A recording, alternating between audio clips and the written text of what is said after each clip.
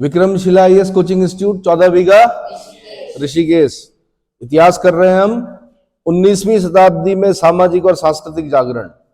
19वीं शताब्दी में सामाजिक और सांस्कृतिक जागरण। ठीक है, उससे पहले मैं बता देता हूं कुछ जो क्वेश्चन आते हैं प्री में, उसके हिसाब से बता देता हूं कि कुछ याद करना होता है, लर्न करना होता है। जैसे संस्था होगी और उनके संस्थापक, वो याद करने हैं आपने। ठीक है, तो सबसे पहले बड़ा नाम जो है राजा राम मोहन राय का है। तो राजा राम मोहन राय से जुड़ी हुई जो संस्थाएं होंगी उनको याद करना है आपने। तो आत्मीय सभा 1815, आत्मीय सभा 1815 और ब्रह्म समाज 1829, ये दोनों राजा राम मोहन राय के हैं। राजा राम मोहन राय का जो ब्रह्म समाज 1829 है, 1829 ऐसे भी याद करना है आपने, लॉर्ड विलियम बेंटिंक का काल चल रहा था। किसका काल चल रहा था? लॉर्ड विलियम बेंटिंक अपने सुधारों के लिए जाना जाता है। राजा राम मोहन राय के प्रयासों से लॉर्ड विलियम बेंटिंक के समय क्या हुआ? सती प्रथा का अंत किया गया। क्या किया गया? यानी महिला को चिता के साथ जिंदा जलाना कानून अपराध दंडनीय घोषित कर दिया गया। क्या कर दिया गया? तो वो 1829 की धारा 17 से किया गया था। ठीक है, तो उसी समय मैं कह रहा हूं 1829 में ही ब्रह्म समाज, राजा राम मोहन राय। राजा ही ब्रह्म है, ऐसे करके याद करना। क्या करना? राजा ही ब्रह्म है। तो ब्रह्म समाज, राजा राम मोहन राय। ठीक है, चलो। हिंदू कॉलेज 1815। अच्छा, बंगाल में हुआ था जो आत्मीय सभा थी, ये बंगाल में। आपका जो ब्रह्म समाज था ये भी बंगाल में।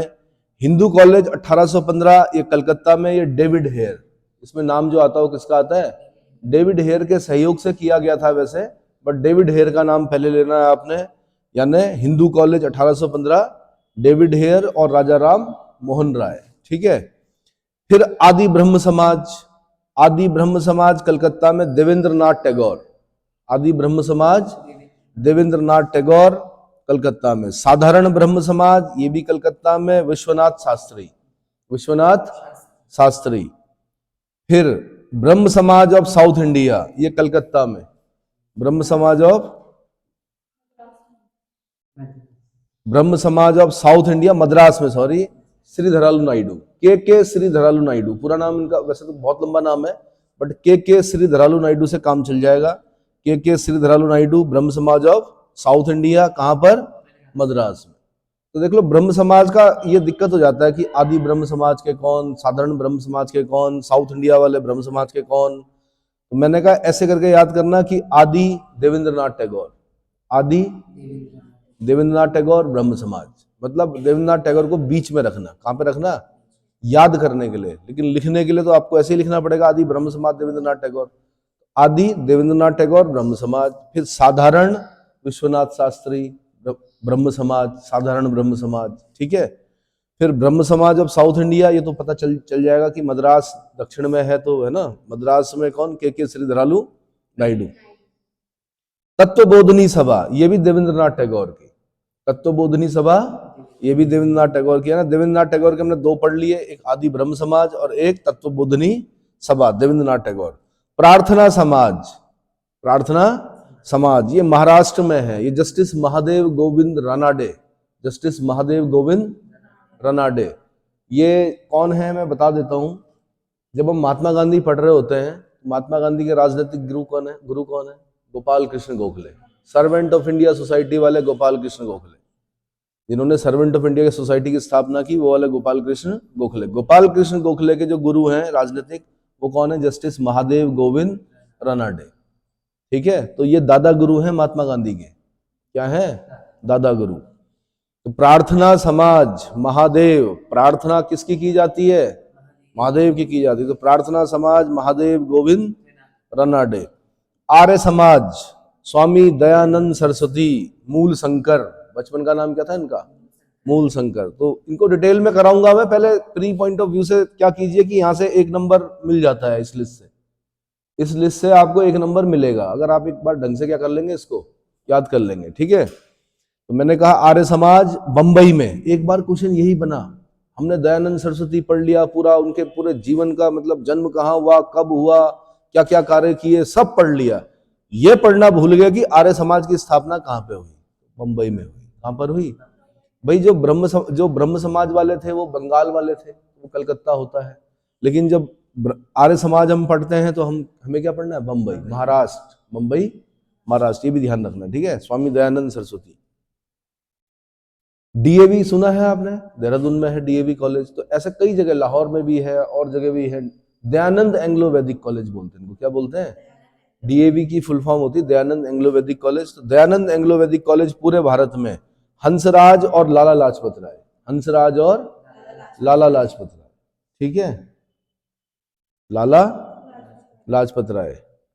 एक बताता हूं मैं कि जब आप ए लिजेंड ऑफ भगत सिंह, एक पिक्चर है, भगत सिंह के ऊपर बहुत अच्छी ऐतिहासिक पिक्चर बनाई गई है। वहां पर वो जो क्रांतिकारी होते हैं वो यही बोलते हैं कि शुक्र है कि लाला जी ने हमारे लिए क्या कर दिया? डीएवी खोल दिया, क्योंकि लड़कों को पढ़ने का मौका मिला। ये जितने भी क्रांतिकारी थे, भले ही 23 साल में फांसी पे झूल गए हो हंसते हंसते, लेकिन ये पढ़े लिखे थे। पता है भगत सिंह के बारे में, सुखदेव, राजगुरु, है ना। पर भगत सिंह काफी पढ़े लिखे थे, मतलब काफी पढ़ते थे और कम्युनिज्म विचारधारा से भी प्रभावित थे।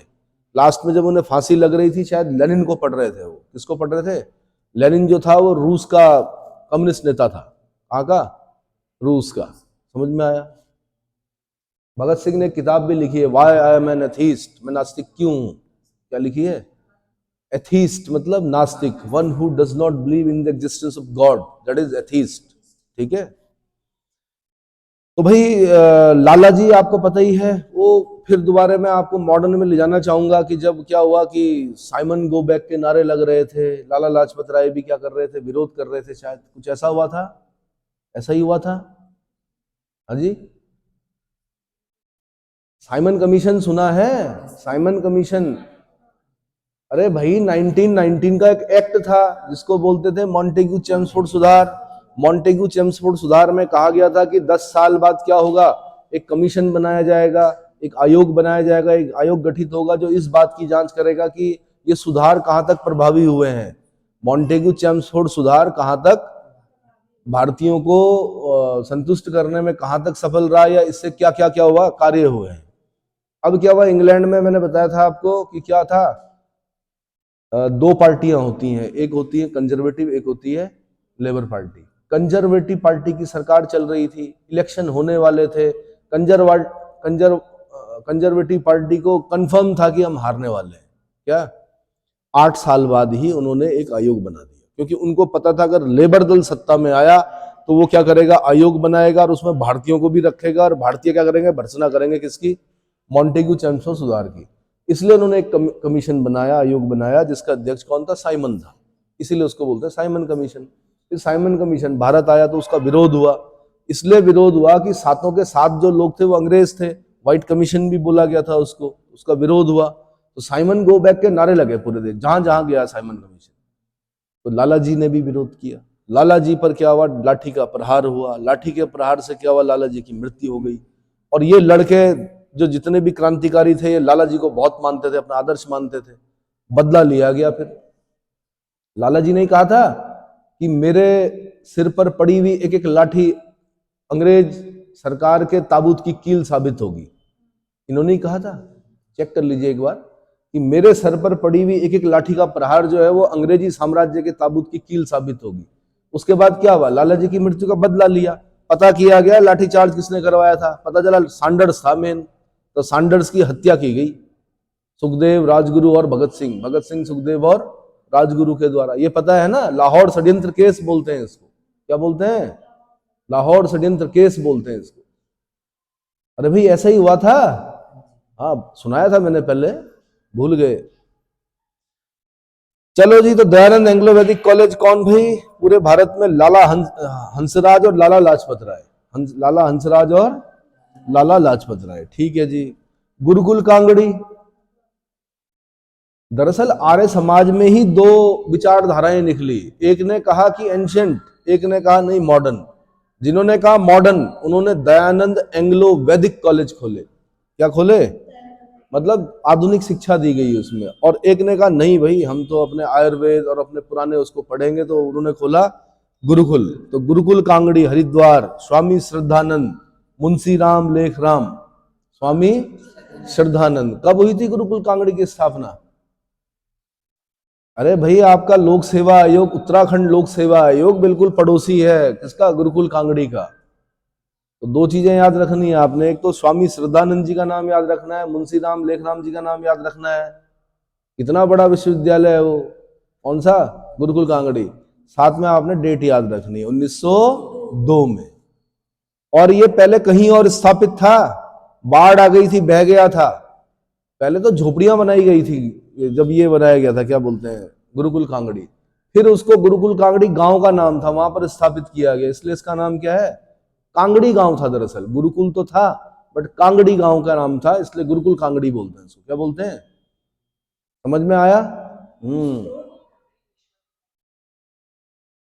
फिर भाई रामकृष्ण मठ, रामकृष्ण मठ की स्थापना कहाँ हुई? कलकत्ता में हुई, स्वामी विवेकानंद, है ना?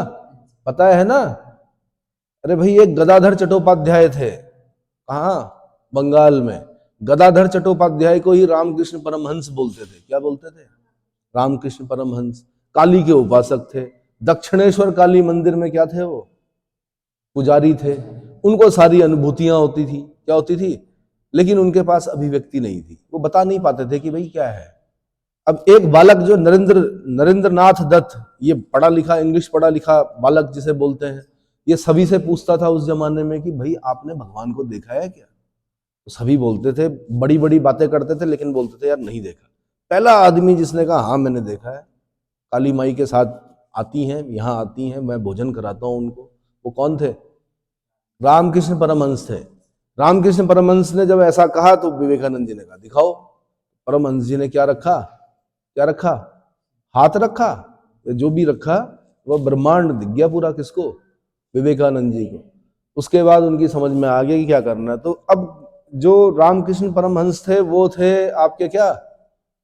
अनुभूति। और उनको एक अभिव्यक्ति मिल गई, क्योंकि जो समाज को जो बताना था, अभिव्यक्त करने के लिए क्या किसकी आवश्यकता होती है? लैंग्वेज की आवश्यकता होती है। तो इन्होंने फिर भ्रमण किया, नरेंद्रनाथ दत्त ने। महाराजा खेतड़ी राजस्थान में पड़ता है, कॉपर के लिए फेमस है, झुंझुनू डिस्ट्रिक्ट में है। महाराजा खेतड़ी के कहने पर इन्होंने क्या किया? अपना नाम नरेंद्रनाथ दत्त से क्या रखा? स्वामी विवेकानंद रखा। स्वामी विवेकानंद फिर भ्रमण करते रहे, फिर वो तमिलनाडु में गए। कहा? वहां पर थोड़ा सा तैर कर गए, एक रॉक में बैठे, ध्यान लगाया, उसको बोलते हैं विवेकानंद रॉक। कहाँ पड़ती है? तमिलनाडु में। साउथ मत बोलो, तमिलनाडु बोलो। कहाँ बोलो? अरे भाई, मतलब तमिलनाडु से थोड़ा सा तैर के जाना पड़ेगा आपको। अब तो हो सकता है कि मैं गया नहीं कभी, अवसर नहीं मिला, लेकिन हो सकता है पुल बन गया हो सकता है बोट से जाते हो, लेकिन वो तैर के गए थे, यंग थे, तैर के गए। और बंगाल के लोग अच्छे तैराक भी होते हैं, ठीक है, फुटबॉल प्लेयर भी होते हैं। अब वहां पर ध्यान लगाया। उसके बाद 9-10 सितंबर मेरे ख्याल से 1893 अमेरिका के शिकागो शहर में विश्व धर्म संसद का क्या हो रहा था? सम्मेलन हो रहा था। तो भारत का प्रतिनिधित्व किसने किया? विवेकानंद ने किया। किसने किया? विवेकानंद ने किया। मैं जो कहानी सुना रहा हूं ना, इसके बीच में से भी क्वेश्चन बनेंगे आपके। विश्व धर्म संसद की डेट बताइए। 10-11 सितंबर 1893 है। 1893 विश्व धर्म संसद में वर्ल्ड रिलीजियस पार्लियामेंट बोलते हैं। कहां हो रही थी? शिकागो शहर में हो रही थी। शिकागो किस झील के तट पर है? अरे भाई, शिकागो किस झील के तट पर है? शिकागो आपकी मिशिगन झील के तट पर है। उसको विंडी सिटी बोलते हैं, उसको धूम्र नगर बोलते हैं, उसको हिम झंझावत वाला शहर बोलते हैं। 5 महान झीलें हैं कहां पर? नॉर्थ अमेरिका में। सुपीरियर है, मिशिगन है, हुरॉन है, इरी है, ओंटारियो है। Superior largest fresh water lake of the world है। क्या है? संसार की ताजे पानी की सबसे बड़ी झील कौन सी? सुपीरियर है। मिशिगन की विशेषता यह है कि वो पूरी यूएसए में पड़ती है, जबकि बाकी ऊपर की 4 झीलें कनाडा और यूएसए क्या करता है? उसको शेयर करता है। मतलब थोड़ा कनाडा में, थोड़ा कहाँ है? यूएसए में। लेकिन मिशिगन जो पूरी की पूरी कहां पड़ती है? यूएसए में पड़ती है। तो सुपीरियर, मिशिगन, हुरॉन। तीसरी झील कौन सी है? हुरॉन। हुरॉन। फिर तीसरी, चौथी है एरी, और अगली है ओंटारियो। एरी और ओंटारियो के बीच में ही नायग्रा फॉल है। कौन सा फॉल? Niagara fall. और सुपीरियर और हुरॉन के बीच में शू कैनाल है। कौन सी कैनाल? शू कैनाल। ये सारे क्वेश्चन बने हैं, यूपीएससी ने पूछे हैं किसी जमाने में, ठीक है। अब वो क्या होता है कि वो और पेपरों में क्वेश्चन पूछे जाते हैं। तो वहां पर फिर आपको पता ही है, विवेकानंद चोगा पहनकर गए। किसी ने बोला कि भाई थोड़ा जेंटलमैन बन के आओ। उन्होंने कहा भाई कोट पैंट पहनो, कुछ अच्छा सा कपड़े पहनो। उन्होंने कहा in your country tailor makes the man gentleman, in my country thoughts makes the man gentleman. और फिर उसके बाद सारे लोग भर्त्सना कर रहे थे उस वर्ल्ड रिलीजियस पार्लियामेंट में, और फिर बोलना शुरू किया विवेकानंद जी ने, ब्रदर्स एंड सिस्टर्स। बस पहले तो ध्यान लगाया, लोग हंसने लगे कि वो क्या हो गए, क्या हो गया, एग्जामिनेशन प्रेशर। लेकिन वो ध्यान कर रहे थे। उसके बाद ब्रदर्स एंड सिस्टर्स जैसे ही बोला उन्होंने, उसके बाद तालियां क्या हो गई, स्टार्ट हुई। अगले दिन अखबारों में आ गया कि सबसे मूर्ख लोग वो हैं जो अपने धर्म का प्रचार कहां कर रहे हैं, भारत में। भारत तो अपने आप में पूरा है, भारत को कौन सिखा सकता है भाई। जीरो से शुरू किया उन्होंने बोलना। किसने? विवेकानंद। तो उन्होंने फिर क्या हुआ कि उनके फॉलोवर बने, थोड़ा बहुत धन इकट्ठा हुआ, तब उन्होंने रामकृष्ण मिशन की स्थापना की। किसकी? रामकृष्ण मठ की स्थापना की, मिशन की स्थापना की। लगभग 1897 में की मेरे ख्याल से, चेक कर लो, ठीक है। तो रामकृष्ण मठ कलकत्ता, स्वामी विवेकानंद। और विवेकानंद जी का जो जन्म होता है वो 12 जनवरी को होता है। युवा दिवस मनाया जाता है उस दिन, यूथ डे होता है आप लोगों का। क्या होता है? Youth day. क्या मनाना है आपने? 12 जनवरी, यूथ डे। समझ में आ गया? युवा दिवस। चलो, बाकी किताबें भी हैं विवेकानंद की। कौन कौन सी? कर्म योग, राजयोग, भक्ति योग, ज्ञान योग। हाँ, चेक करना। और मैं समाजवादी हूं। हु रोट द बुक मैं समाजवादी हूं? स्वामी विवेकानंद। देखो, मैं समाजवादी हूं अगर पूछेगा यह कथन किसका है तो जेल नेहरू का है। लेकिन अगर मैं समाजवादी हूं पुस्तक पूछेगा तो फिर बोलना आपने विवेकानंद। कथन अलग होता है। मैं समाजवादी हूं कथन किसका है? जेल नेहरू का है। मैं समाजवादी हूं पुस्तक किसकी है? आंसर विवेकानंद की। क्लियर हो गया? बाकी मैंने जो बोला आपको, राजयोग, कर्मयोग, भक्ति योग, ज्ञान योग, ये 4 पुस्तकें हैं स्वामी विवेकानंद की। थियोसॉफिकल सोसाइटी, भाई एक बार यूपी वालों ने पूछ लिया, हम सब याद करके गए, थियोसॉफिकल सोसाइटी उन्होंने हिंदी में पूछ लिया, ब्रह्म विद्या समाज। क्या पूछा? समझ में ही नहीं आया प्रश्न। पहला ऑप्शन था मैडम ब्लावत्स्की, कर्नल ऑलकॉट। पर क्योंकि जब क्वेश्चन ही समझ में नहीं आएगा तो आंसर कहां से लिखोगे, इसलिए थियोसॉफिकल सोसाइटी के ब्रैकेट में ब्रह्म विद्या समाज भी लिख देना। क्या लिखोगे? ब्रह्म विद्या समाज। थियो मतलब प्राचीन होता है ना, थियोसॉफिकल सोसाइटी। तो कहा? न्यूयॉर्क अमेरिका में। कहां पर? न्यूयॉर्क अमेरिका में। और मैडम ब्लावत्स्की, है ना, और कर्नल ऑलकॉट। मैडम ब्लावत्स्की और कर्नल ऑलकॉट। बाद में ये इनका जो हेडक्वार्टर है न्यूयॉर्क से ये अडियार लेके आए। कहां लेके आए? अडियार। मद्रास के निकट पड़ता है अडियार, तमिलनाडु में। कहां पड़ता है? अडियार मद्रास में पड़ता है। Madam Blavatsky. Central Hindu College Banaras में, एनी बेसेंट। मैंने कहा बीएचयू की नींव यही है। पहले जो बीएचयू था उसको क्या बोलते थे? Central Hindu College, Banaras, Varanasi, Annie Besant. फिर अगला Muslim Anglo Oriental College, Mohammedan Anglo Oriental College, Aligarh में, सर सैयद अहमद खां। कौन? सर सैयद अहमद खां। अब सर सैयद अहमद खां जो थे वो पढ़े लिखे, इंग्लिश पढ़े लिखे, बाहर यूनिवर्सिटी से पढ़ के आ रखे थे। इन्होंने कहा कि मुसलमानों को क्या पढ़ना चाहिए? अंग्रेजी की शिक्षा लेनी चाहिए, थोड़ा आधुनिक शिक्षा पढ़नी चाहिए, पुराने पैटर्न पर नहीं चलना चाहिए। बड़े नाराज हो गए उस जमाने में जो मुस्लिम लोग थे। तो उसी की प्रतिक्रिया स्वरूप आपके सहारनपुर में देवबंद की स्थापना हुई। क्या हुई? देवबंद। मोहम्मद कासिम ननोतवी और रशीद अहमद गंगोही। मोहम्मद कासिम ननोतवी, रशीद अहमद गंगोही। उन्होंने कहा नहीं भाई, इस्लाम के हिसाब से होगी शिक्षा जो होगी, है ना, ये इनके अंग्रेजी पढ़े लिखे लोग हैं, इनके हिसाब से नहीं चलेगी। मॉमडन एंग्लो, एंग्लो मतलब एंग्लो कैसे? दूसरे देश की भाषा कैसे? Anglo Oriental college. ओरिएंट बोलते हैं किसको? किसको बोलते हैं? ईस्ट को।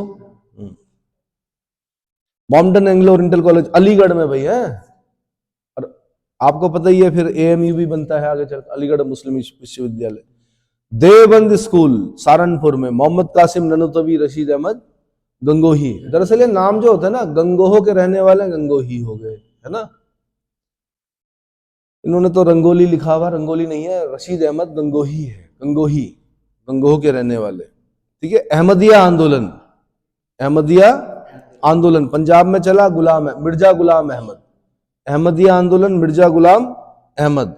नामधारी आंदोलन, ये पंजाब में चला, राम सिंह नामधारी, पंजाब में चला नामधारी आंदोलन, राम सिंह नामधारी। वेदांत कॉलेज कलकत्ता, ये पहले पढ़ना चाहिए था हमें राजा राम मोहन राय के साथ।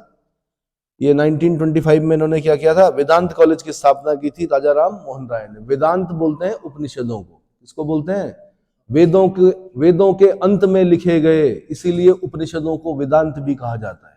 क्या कहा जाता है, तो वेदांत कॉलेज राजा राम मोहन राय। और वेदांत उपनिषद का मतलब होता है ब्रह्म विद्या को प्राप्त करने के लिए गुरु के समीप बैठना, ब्रह्म विद्या को प्राप्त करने के लिए गुरु के समीप बैठना। चलो, भारतीय ब्रह्म समाज कलकत्ता, केशव चंद्र सेन।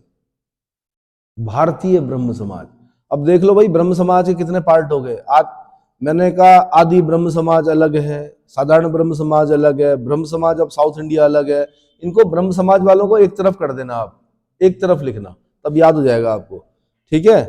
तो भारतीय ब्रह्म समाज कौन, केशव चंद्र सेन। अब ये केशव चंद्र सेन पे क्या जरूरत पड़ी इन्हें बनाने की, इसलिए पड़ी कि इन्होंने पहले बाल विवाह का विरोध किया। क्या किया, और क्या हुआ कि इनकी बेटी जो थी वो अल्पायु थी, और उसके लिए कूच बिहार के बूढ़े राजा का रिश्ता आ गया। कूच बिहार पता है ना कहाँ पड़ता है, कूच बिहार बंगाल में पड़ता है, ठीक है। वहां के एक बूढ़े राजा का रिश्ता आ गया, इन्होंने शादी करा दी। अब पूरे समाज ने कहा यार तुम खुद तो बाल विवाह का विरोध कर रहे हो, अपनी बेटी का विवाह तुम एक बड़ी उम्र के राजा के साथ करा रहे हो, तो फिर इन्हें निकाल दिया गया। फिर इन्होंने क्या किया, भारतीय ब्रह्म समाज केशव चंद्र से, ठीक है। धर्म सभा कलकत्ता में राधाकांत देव, धर्म सभा कौन, राधाकांत देव। राधा स्वामी सत्संग आगरा में, ये ध्यान रखना भाई, राधा स्वामी बहुत सारे लोग दिखते होंगे आपको, कई लोगों को फायदा भी मिलता है, यानी प्याज लहसुन मीट मांस मदिरा का परित्याग कराते हैं इसमें जो गुरु होते हैं। कई लोग जो बहुत क्या बोलते हैं खाने पीने की एक थ्रेशोल्ड फ्रीक्वेंसी तक पहुंच जाते हैं, वो वहां जाते हैं तो उसके बाद गुरु के सानिध्य में क्या हो जाता है, वो सब छूट जाता है। कई लोग बताते हैं कि हम पर क्या हुआ है, मतलब सत्संग का असर हुआ है, तो अच्छी बात है। राधा स्वामी सत्संग आगरा, लेकिन आगरा याद रखना आपने, क्या आगरा किसने बसाया था, आगरा सिकंदर लोदी ने बसाया था। ऐसा नहीं कि लोग नहीं रहे होंगे, पर राजधानी बनाया उसने।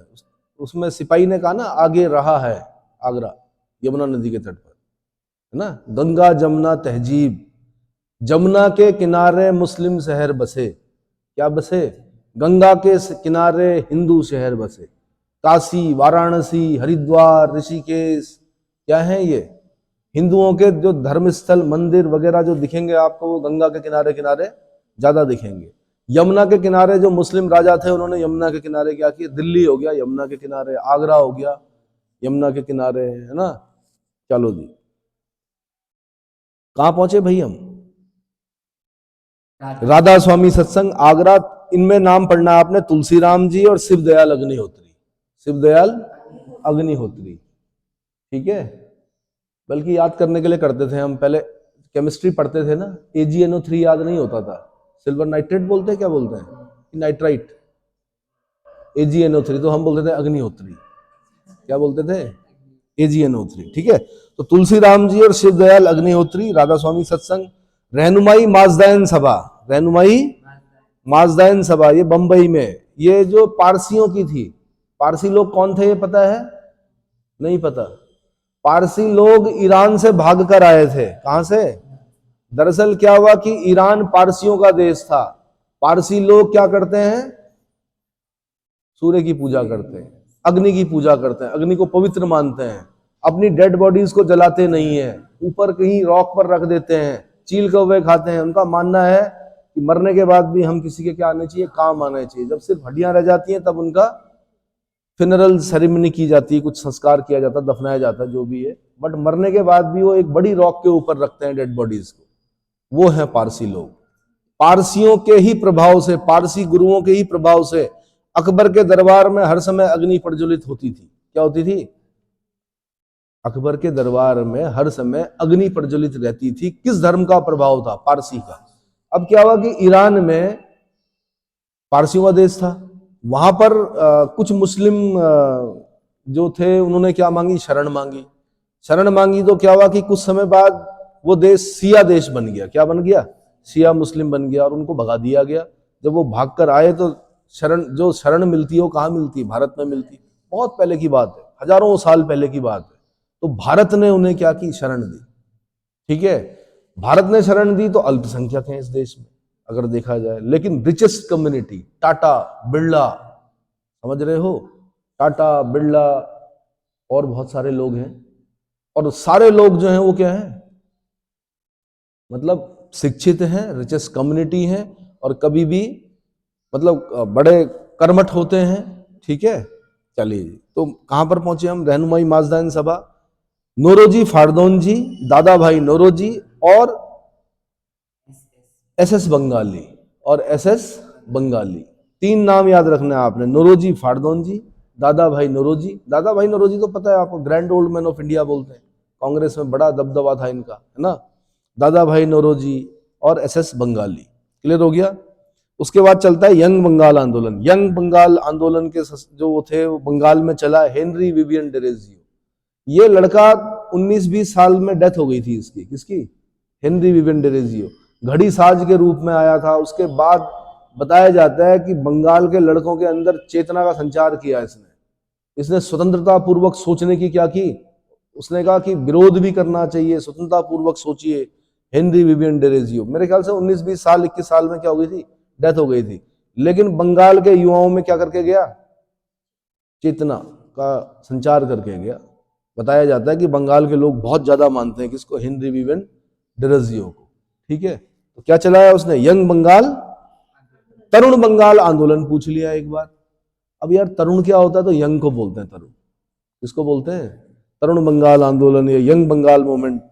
इसके बंगाल के संस्थापक कौन थे? Henry Vivian Derozio. उसके बाद पूछा Mohammedan Literary Society. Mohammedan Literary Society 1863 की कलकत्ता में, अब्दुल लतीफ। कौन?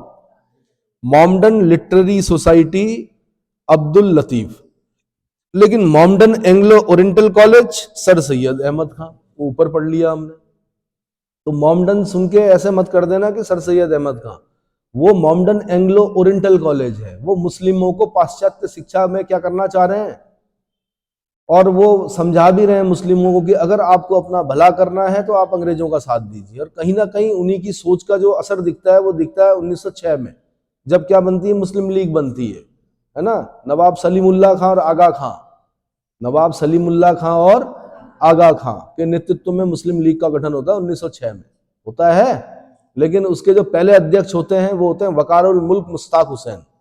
मुस्लिम लीग की जो पहला अधिवेशन होता है उसकी अध्यक्षता कौन करता है? वकारुल मुल्क मुश्ताक हुसैन। उत्तराखंड वालों ने पूछा, लोक सेवा आयोग ने, सबने लिखा कि जी आगा खां और क्या, लेकिन जो पहला अधिवेशन हुआ था उसकी अध्यक्षता जो की थी वो किसने की? वकारुल मुल्क मुश्ताक हुसैन। क्लियर हो गया? ठीक है। साइंटिफिक सोसाइटी, ये सर सैयद अहमद खां फिर दोबारा।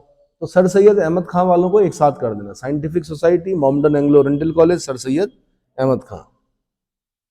राजमुंद्री सामाजिक सुधार आंदोलन, ठीक है, वीरे सालिंगम, इनका नाम है वीरे सालिंगम। अब वीरेस अलग लिखा हुआ, लिंगम अलग लिखा हुआ, लेकिन हमने पढ़ा है वीरे सालिंगम। क्या पढ़ा है? वीरे सालिंगम। राजमुंद्री कहां पड़ता है भाई? दो क्वेश्चन पूछता है कई बार। एक पूछता है विजयवाड़ा किस नदी के तट पर है, तब आपने बोलना है कृष्णा, क्योंकि जहां कृष्ण होंगे वहां विजय होगी। विजयवाड़ा किस नदी के तट पर है? कृष्णा। और राजमुंद्री किस नदी के तट पर है? गोदावरी। किस नदी के तट पर है? गोदावरी। ये ध्यान रखना, राजमुंद्री क्वेश्चन पूछता है। एक क्वेश्चन और पूछता है, राजमुंद्री में टोबैको रिसर्च इंस्टीट्यूट है, तंबाकू पर रिसर्च चलती है। कहा? सेंट्रल टोबैको रिसर्च इंस्टीट्यूट, क्योंकि तंबाकू होता है बढ़िया वहां, तो रिसर्च भी वहीं होती है। कहाँ है भाई राजमुंद्री? आंध्र प्रदेश में है टोबैको रिसर्च इंस्टीट्यूट। ठीक है। राजमुंद्री से एक अभिलेख भी मिला है जिसमें मोहम्मद बिन तुगलक को दुनिया का खान कहा गया है। क्या कहा गया है? सुना है? राजमुंद्री अभिलेख, दुनिया का खान कहा गया है। चलो जी, ज्यादा बताऊंगा तो more knowledge more confusion, some knowledge some confusion, and no knowledge no confusion. बिना पढ़े जब आप पेपर देने जाते हैं तो बड़े खुश रहते हैं, 20 सही हो गए, 30 सही हो गए। जब थोड़ा और पढ़ के जाते हैं तो ठीक ठीक होते हैं, कंफ्यूजन बना रहता है। जब ज्यादा पढ़ लेते हैं आप तो more knowledge more confusion, some knowledge some confusion, no knowledge no confusion. तो इस धरती पर सबसे सुखी लोग कौन है? जो पढ़ नहीं रहे हैं। ठीक है, महात्मा बुद्ध के शिष्य ने महात्मा बुद्ध से कहा कि गुरुजी, जब से आपके सानिध्य में आया हूं तब से बहुत दुखी हूं। क्योंकि महात्मा बुद्ध बोलते यही थे, संसार दुखमय है, दुख का कारण तृष्णा है, इच्छा। आईएएस बनने की इच्छा करोगे तो दुखी रहोगे, है ना। दुख का निरोध संभव है, दुख निरोध गामिनी प्रतिपदा। महात्मा बुद्ध ने यही कहा कि भाई, it was the happiness of your ignorance, वो तुम्हारे अज्ञानता की खुशी थी। ज्ञानी जो होगा वो क्या होगा? दुखी होगा, क्योंकि वो जानता है, वो सब चीजों के बारे में क्या है, जानता है। अज्ञानी क्या है? वो प्रसन्न है, क्योंकि उसको कुछ पता ही नहीं। समझ में आया? ठीक, चलो भाई, प्रसन्न रहें लोग। मानव धर्म सभा, ये मंशाराम, मंचाराम भी बोल सकते हैं, मंशाराम भी बोल सकते हैं। मानव धर्म सभा, ये पश्चिमी भारत में था भाई, मंसाराम। परमहंस मंडली, अगला कौन है? परमहंस मंडली, गोपाल हरि देशमुख। गोपाल हरि देशमुख। एक बार क्वेश्चन पूछा, इनको बोलते हैं लोक हितवादी। क्या बोलते हैं? चेक करो जरा एक बार, क्या लोक हितवादी बोलते हैं गोपाल हरि देशमुख को? यूपी वालों ने पूछा कि गोपाल हरि देशमुख को लोक हितवादी क्यों बोला जाता है? क्योंकि लोक हितवादी के नाम से ये क्या करते थे? अखबार निकालते थे भाई। क्या निकालते थे? दरअसल लोक हितवाद जो था वो अखबार का नाम था, इसलिए इनको बोला गया लोक हितवादी, गोपाल हरि देशमुख। ऐसा ही है, ऐसा ही होगा। गोपाल हरि देशमुख। अच्छा, लोक हितवाद एक और पढ़ते हैं आप। अभी जब आप यूपीएससी की तैयारी कर रहे हैं तो वहां पे आपसे लोक हितवाद पूछा जाएगा, है ना। ये जो पब्लिक इंटरेस्ट लिटिगेशन वगैरह ये सब चीजें जो आती हैं, ये लोक हितवाद के अंतर्गत ही आती हैं। पब्लिक इंटरेस्ट लिटिगेशन समझते हैं? जनहित याचिकाएं जो दायर की जाती हैं। अब पहले तो जो व्यक्ति, जिस पर जो विक्टिम होता था, वही जाता था क्या करने के लिए? कोर्ट में, कि भाई मुझे ये दो। लेकिन अब आप एक समाज, एक वर्ग के लिए क्या कर सकते हो? पब्लिक इंटरेस्ट लिटिगेशन डाल सकते हो। ठीक है। लोक सेवा आयोग जिस प्रकार से देरी कर रहा है, आप एक जनहित याचिका डालिए हाई कोर्ट में और उन्हें बोलिए कि भाई ठीक है, आप पेपर कराइए, टाइम पे रिजल्ट दीजिए, टाइम पे बताइए कि आप पास हो गए, टाइम पे बताइए कि आप फेल हो गए। बच्चों की मतलब जवानी ये ना हो कि 5 साल बाद आप बता रहे हैं कि आप फेल हो गए, वो बहुत बुरा होता है। समझ में आया? 1 साल में बता दो। बचपन से आपने यही तो देखा होगा। आपने 10वीं की तो 1 साल में पता चल गया पास है कि फेल है। 11वीं में पता चल गया आपको पास है कि फेल है। 12वीं में पता चल गया पास है फेल है। ग्रेजुएशन में भी 1-1 साल में पता चला। ये लोक सेवा आयोग के चक्कर में जब से आप पढ़े, तब से आपके 5-5 साल क्या हो रहे हैं, 3-3 साल, 4-4 साल, 5-5 साल में क्या रहे, रिजल्ट आ रहे बड़े। वो गड़बड़, वो नहीं होना चाहिए। उससे क्या होता है? ठीक है भाई। परमहंस मंडली, अगला परमहंस मंडली गोपाल हरि देशमुख बता दिया मैंने। दीन बंधु सार्वजनिक सभा, ये पूना में है, ज्योतिबा फुले। दीन बंधु सार्वजनिक सभा 1884, पूना, ज्योतिबा फुले। ज्योतिबा फुले बहुत बड़े महात्मा बोला जाता है इन्हें, महात्मा ज्योतिबा फुले। इन्होंने किताब लिखी थी गुलामगिरी। ये आईएएस का क्वेश्चन रहा, गुलामगिरी किसने लिखी? आज सर महात्मा ज्योतिबा फुले। यूपी वालों ने ये नहीं पूछा, यूपी वालों ने पूछा कि फुले से पहले इनकी जात क्या थी। ये तो फूल बेचते थे इनके पूर्वज, इसलिए इन्हें फुले कहा गया। वैसे ये गोरे थे, इनकी कास्ट क्या थी? गोरे। ज्योतिबा गोरे से ज्योतिबा फुले बने, फूल वाले थे ये। क्या थे? फूल वाले थे, इसलिए ज्योतिबा फुले। इनकी किताब का नाम है गुलामगिरी। क्या नाम है? क्लियर हो गया? गुलामगिरी। गुलामगिरी, जैसे नेतागिरी होती है ना, वैसे ही गुलामगिरी। ठीक है। अच्छा, दीन बंधु से ना याद आया मुझे, 2 क्वेश्चन बनते हैं। दीन बंधु, तब आपने बोलना CF एंड्रयूज। जब आपसे क्वेश्चन पूछेगा दीन बंधु कौन, CF एंड्रयूज। और जब आपसे पूछेगा देश बंधु कौन, तब आपने बोलना चित्तरंजन दास। क्या बोलना है? देश बंधु चित्तरंजन दास। कौन चित्तरंजन दास? कौन चित्तरंजन दास? वही चित्तरंजन दास जिन्होंने कांग्रेस खिलाफत स्वराज पार्टी की स्थापना की मोतीलाल नेहरू के साथ मिलकर। सुने हो? गया अधिवेशन, अरे अध्यक्ष ने एक प्रस्ताव रखा कि यार हम ऐसा करते हैं, सुनो, चित्तरंजन दास जी, शायद गया का अधिवेशन चल रहा था कांग्रेस का, उन्होंने कहा कि हम ऐसा करते हैं, चुनाव लड़ते हैं कांग्रेस के टिकट पर। क्या करते हैं? और हम जो अपना विरोध है उसको विधायिकाओं तक लेकर जाएंगे। कहां तक लेके जाएंगे? सोच सही थी, पर एक व्यक्ति थे महात्मा गांधी, वो बड़े स्टबर्न थे। वो चाहते थे कि कांग्रेस का मिसयूज ना हो। उन्होंने कहा कांग्रेस के टिकट पर कोई भी क्या नहीं करेगा, इलेक्शन नहीं लड़ेगा। प्रांतीय चुनाव होने थे ना, उन्होंने कहा नहीं लड़ने दूंगा कांग्रेस के टिकट पर। तो इन्होंने क्या किया, मोतीलाल नेहरू और चित्तरंजन दास ने कांग्रेस खिलाफत स्वराज पार्टी का गठन किया। क्या किया? उसी को बोलते हैं स्वराज पार्टी। वैसे उसका नाम है कांग्रेस खिलाफत, कांग्रेस की खिलाफत करने वाली स्वराज पार्टी। ठीक है। अब देखा गांधी जी ने कि यार सारे नेताओं के अंदर क्या हो रहा है, एक मतलब नहीं होता कि वो चाह कुछ रहे हैं लेकिन बैठे हैं, क्योंकि महात्मा गांधी ने कहा कि भैया कांग्रेस के टिकट पर इलेक्शन नहीं लड़ने दूंगा। अब जब उन्होंने देखा कि लोगों के अंदर बड़ी प्रॉब्लम हो रही है, जो ऊपर के नेता हैं, तो उन्होंने कहा ठीक है भाई लड़ लो, इलेक्शन लड़ लो, लेकिन कांग्रेस के टिकट पे नहीं, स्वराज टिकट पे लड़ो। स्वराज के टिकट पे मैं अनुमति देता हूं कि आप इलेक्शन लड़ सकते हो। तब फिर स्वराज के टिकट पर सब कांग्रेसियों ने क्या किया, इलेक्शन लड़ा। तो इस देश में सांसद बनने का गौरव सबसे पहले स्वराजियों को मिला। किसको मिला?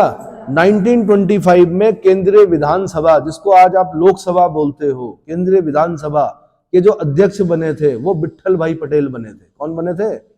1925 में। जैसे हम बोलते हैं ना गणेश वासुदेव मावलंकर पहले लोकसभा अध्यक्ष, वो आजादी वाले लोकसभा अध्यक्ष हैं। लेकिन अगर मैं बोलूं कि पहली बार भारत के किस व्यक्ति को केंद्रीय विधानसभा का अध्यक्ष बनने का गौरव प्राप्त हुआ, तो विट्ठल भाई पटेल। किसको? समझ रहे हो? पटेल समझ रहे हो ना? हाँ, गुजरात, पाटिल, पटेल। बहुत अच्छे काम किए भाई इन्होंने, स्वराजियों ने। बाद में फिर वही हो गया, जैसे दो धड़े होते हैं हर चीज के। बाद में फिर स्वराजी चित्तरंजन दास की मृत्यु हो गई, मोतीलाल नेहरू अकेले रह गए। फिर उसमें भी दो तरह की धारणाएं आ गई, एक ने कहा कि सहयोग करो, एक ने कहा सहयोग मत करो। फिर स्वराजियों का भी क्या हो गया, कांग्रेस चलती रही। गांधी जी ने आजाद होने के बाद, देश जब आजाद हो गया, तो गांधी जी ने यहां तक कहा था कि कांग्रेस पार्टी को समाप्त कर दिया जाए, क्योंकि इसका मिसयूज होगा अब आगे चलकर। क्या होगा? बड़े दूरदृष्टा थे, उन्होंने कहा इसका मिसयूज होगा। अब मिसयूज क्या होता है कि यार दो चीजें होती हैं, एक आप अपने पिताजी दादाजी के जो कमाई है वो खा रहे हो, एक आप अपनी कमाई खा रहे हो। तो क्या हुआ कि उसमें ये हुआ ना कि सब लोगों के दिमाग में ये था कि कांग्रेस ने ही आजादी दिलाई है। इसलिए क्या हुआ कि कई ऐसे कुछ योग्य व्यक्ति थे, लेकिन कुछ अयोग्य व्यक्ति भी क्या हो गए, उस चुनाव चिन्ह पर इलेक्शन जीत गए। जबकि इलेक्शन किसे जीतना चाहिए? जो योग्य है।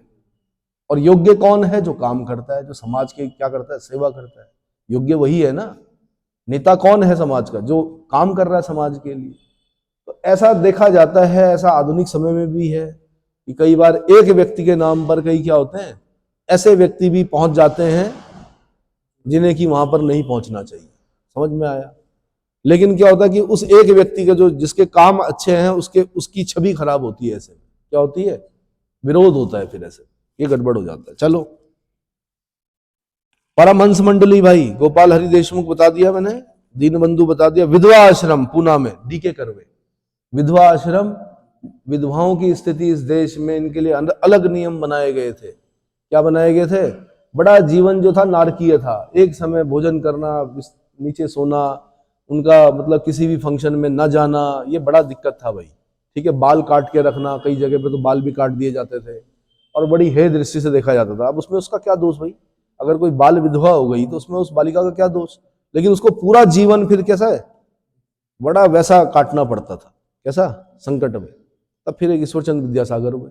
कौन हुए? ईश्वरचंद विद्यासागर ने कहा भाई इनकी क्या गलती है? विधवा विवाह को प्रोत्साहित किया उन्होंने। क्या किया? उन्होंने अपने बेटे की शादी भी विधवा से कराई। उन्होंने कहा विधवा विवाह होना चाहिए भाई, है ना।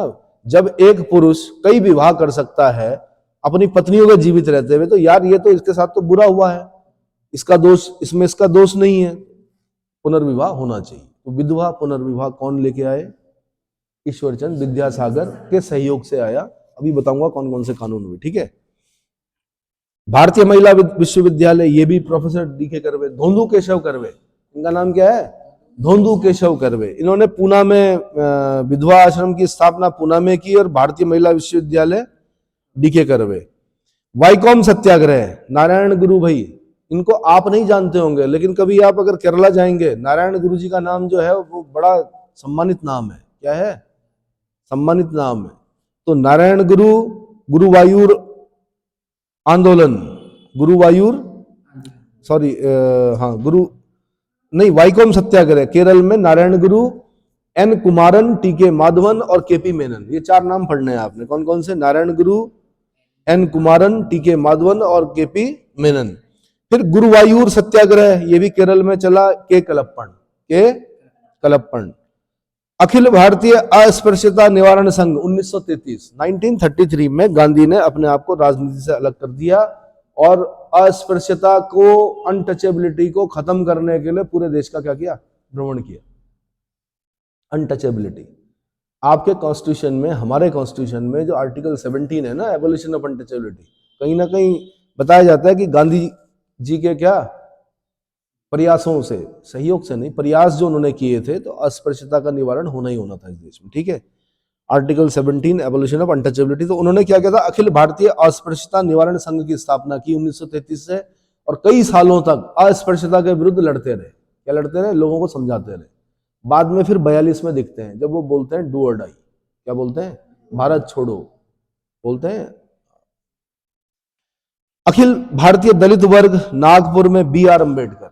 अखिल भारतीय दलित वर्ग की स्थापना किसने की? 1926 में बी आर अम्बेडकर ने। Depressed class mission society 1906, Poona Bombay, B R Shinde. Depressed class mission society 1906,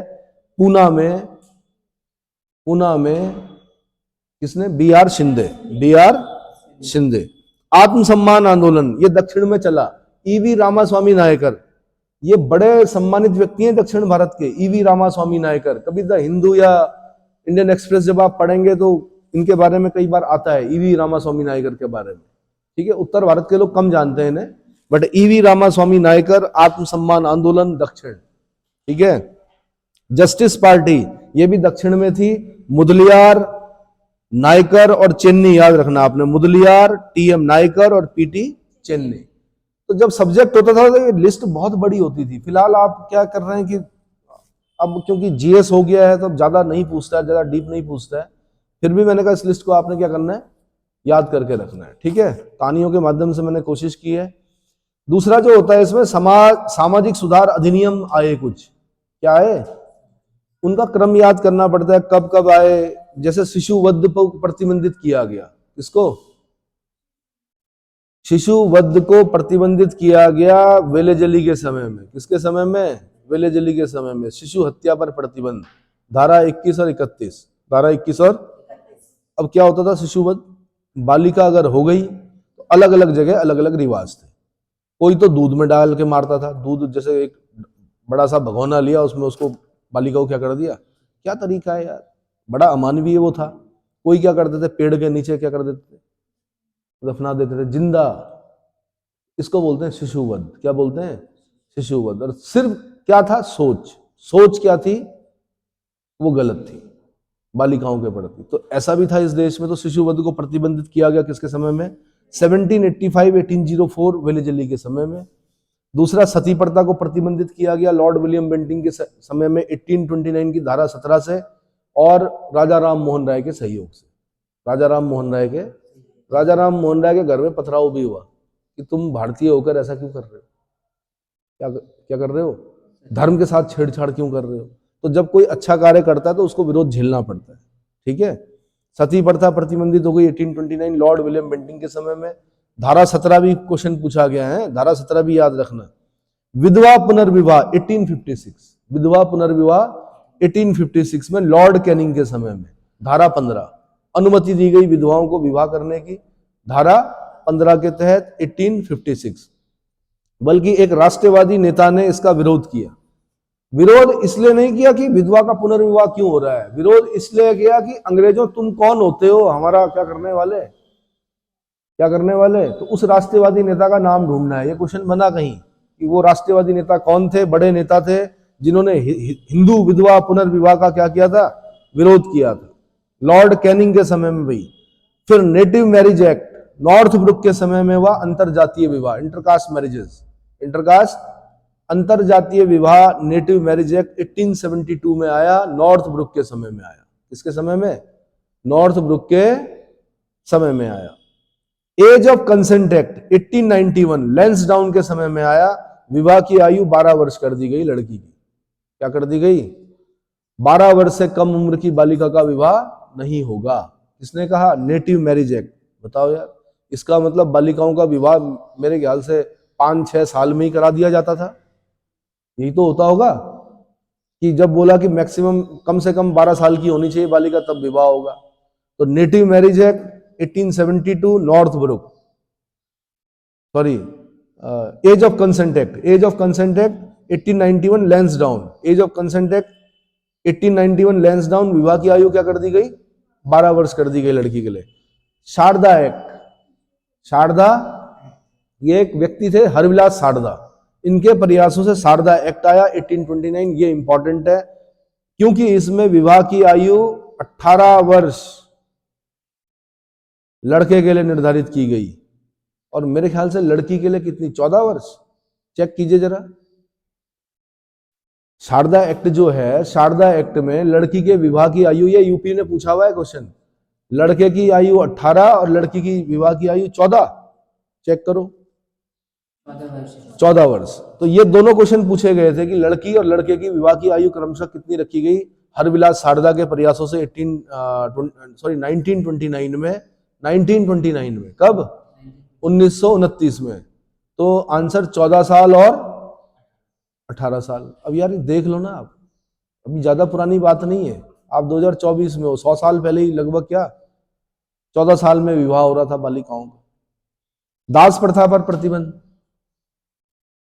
1833 का एक्ट आया, 1833 के एक्ट में कहा गया दास प्रथा को समाप्त किया जाता है, लेकिन 10 साल लग गए कानून बनने में। कितने, कानून जो बना वो 1843 में बना। कब बना, 1833 के एक्ट से दास प्रथा का अंत किया गया, लेकिन 1843 में कानून बना, दास प्रथा पर प्रतिबंध लगा। किसके समय में, लॉर्ड एलनबरो के समय में। किसके समय में, लॉर्ड एलनबरो के समय में।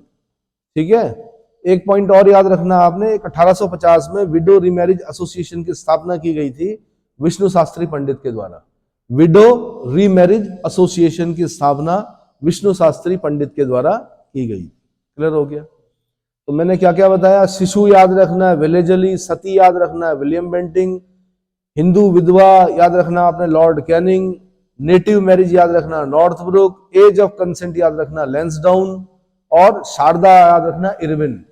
इरविन तो सुना ही होगा आपने, गांधी इरविन पैक्ट, भगत सिंह सुखदेव राजगुरु की फांसी को बचाया जा सकता था लेकिन उस पर चर्चा नहीं की गई। गांधी इरविन पैक्ट, ये इरविन वही है जो पहली बार वहां अंदर गया था, कहां, राष्ट्रपति भवन जो था ना, उसका पहला नाम क्या था, वाइसराय हाउस।